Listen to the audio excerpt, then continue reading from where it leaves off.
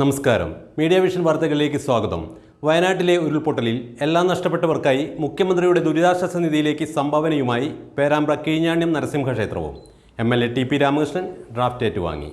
കേരളം കണ്ട ഏറ്റവും വലിയ പ്രകൃതി ദുരന്തങ്ങളിലൊന്നായ വയനാട്ടിലെ ദുരിതമനുഭവിക്കുന്ന ജനങ്ങളോട് കൈകോർക്കാൻ പേരാമ്പ്ര കിഴിഞ്ഞാണം ശ്രീ നരസിംഹമൂർത്തി ക്ഷേത്രത്തിലെ അംഗങ്ങളിൽ നിന്നും സ്വരൂപിച്ച 40,000 രൂപയുടെ bank draft Perambra MLA TP Ramakrishnan ക്ഷേത്രം ഓഡിറ്റോറിയത്തിൽ സംഘടിപ്പിച്ച ചടങ്ങിൽ വെച്ച് ക്ഷേത്രം രക്ഷാധികാരി ഗ്രാൻഡ് ഹൌസ് ഗോവിന്ദൻ കൈമാറി. ക്ഷേത്ര സമിതി പ്രസിഡന്റ് ശ്രീലകം സുരേഷ് കുമാർ ചടങ്ങിൽ അധ്യക്ഷത വഹിച്ചു.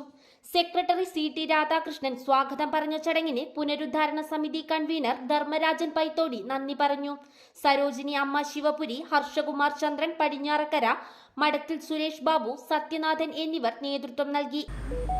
ഈ ദുരന്തമുണ്ടായ ദിവസം പകൽ കനത്ത മഴ പെയ്യുന്നത് കൊണ്ട്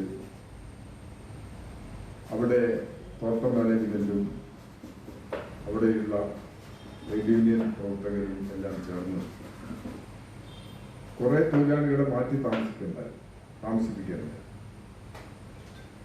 അവരൊന്നും ദുരന്തത്തിൽപ്പെട്ടിട്ടില്ല. തോട്ടത്തിലെ ഒരു കാരണവശാലും ഉരുൾപൊട്ടൽ ഉണ്ടാകില്ല എന്ന് കണക്കാക്കി താമസിച്ചിരുന്ന തോട്ടത്തിലെ ഉദ്യോഗസ്ഥർ